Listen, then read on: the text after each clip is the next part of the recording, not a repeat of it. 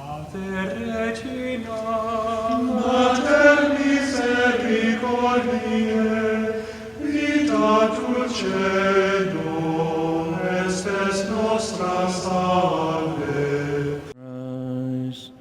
The Lord be with you. A reading from the Holy Gospel according to John.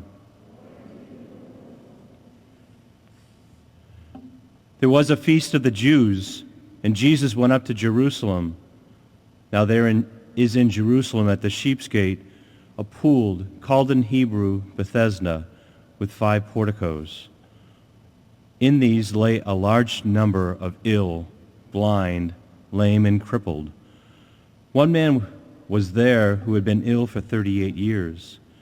When Jesus saw him lying there and knew that he had been ill for a long time, he said to him, "Do you want to be well?"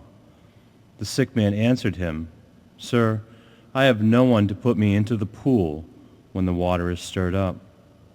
While I'm on the way, someone else gets down there before me." Jesus said to him, "Rise, take up your mat and walk." Immediately the man became well and took up his mat and he walked. Now that day was a Sabbath. So the Jews said to the man who was cured, "It is the Sabbath, and it is not lawful for you to carry your mat." He answered them, "The man who made me well told me, 'Take up your mat and walk.'" They asked him, "Who is that man who told you, 'Take it up and walk'?" The man who was healed did not know who it was, for Jesus had slipped away, since there was a crowd there. After this, Jesus found him in the temple area and said to him, "Look, you are well. Do not sin anymore, so that nothing worse may happen to you." The man went and told the Jews that Jesus was the one who made him well. Therefore the Jews began to persecute Jesus because he did this on the Sabbath. The Gospel of the Lord.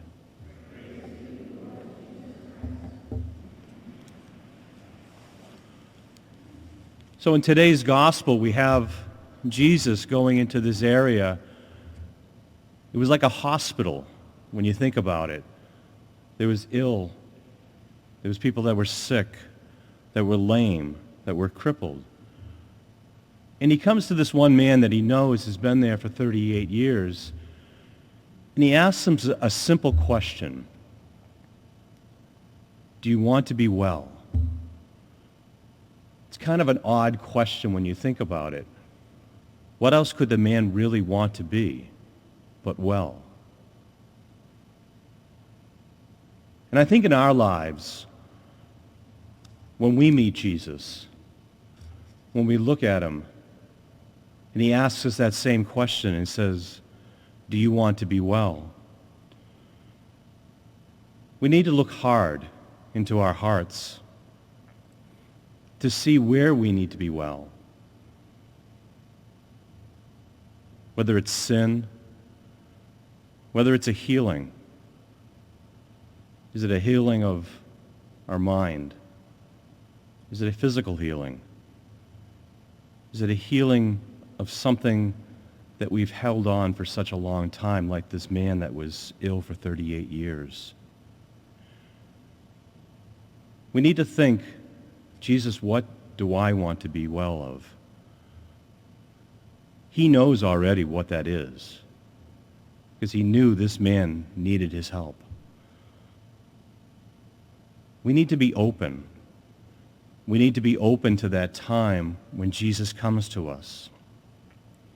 He comes to us in the sacraments, especially the sacrament of reconciliation, where he does heal us. He heals our soul. He gives us his great mercy in that sacrament. I think of the Pharisees today. And the Pharisees were blind. They were blind because the only thing they could think of was the law. You're carrying your mat, and it's the Sabbath.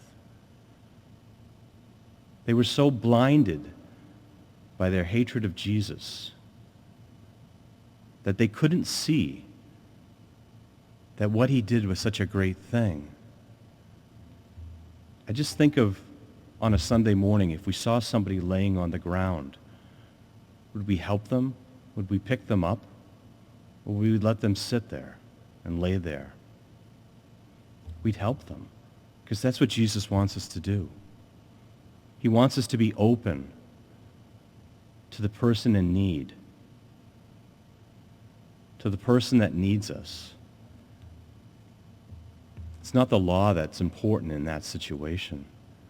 Laws are important, but it's not.